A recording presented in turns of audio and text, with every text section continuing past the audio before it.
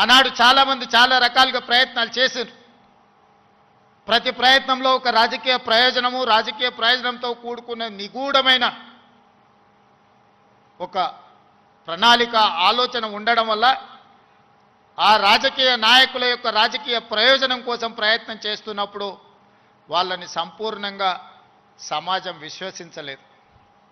అందుకే తెలంగాణ రాష్ట్ర సాధన వాదాయ పడుతున్న సందర్భంలో ఉస్మానియా యూనివర్సిటీ విద్యార్థులు మలిదశ తెలంగాణ ఉద్యమంలో శ్రీకాంతాచారి అమరుడై మన అందరికీ ఒక హితబోధ, ఒక జ్ఞానోదయం కలిగించి, శ్రీకాంతాచార్య అమరుడు అవ్వడం వల్ల శ్రీకాంతాచారి కుటుంబానికి ఎలాంటి ప్రయోజనం లేదు.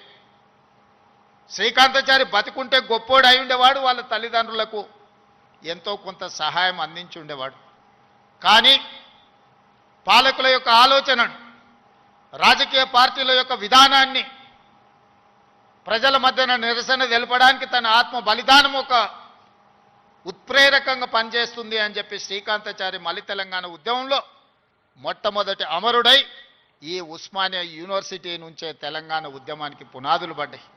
ఓ యాదయ్య ఉస్మానియా యూనివర్సిటీ గేటు దగ్గర నిటారుగా నిలబడి పెట్రోల్ పోసుకొని తగలబెట్టుకొని అగ్గిపుల్ల గీరితే కాల్తేనే అమ్మ అనే మనము యాదయ్య జై తెలంగాణ అని చెప్పి తెలంగాణ రాష్ట్ర సాధనలో సమిదై ఈరోజు ఈ ఉస్మానియా యూనివర్సిటీలో ఒక ఈశాన్ రెడ్డి, ఒక వేణుగోపాల్ రెడ్డి ఈ ఉస్మానియా యూనివర్సిటీ నుంచే తెలంగాణ రాష్ట్ర సాధనలో సమిదలైన ఈరోజు చరిత్రలో మనం వాళ్ళని స్మరించుకోవాల్సిన అవసరం ఉన్నది.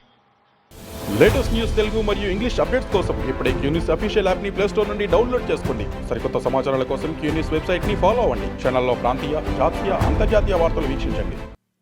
లైక్ చేయండి.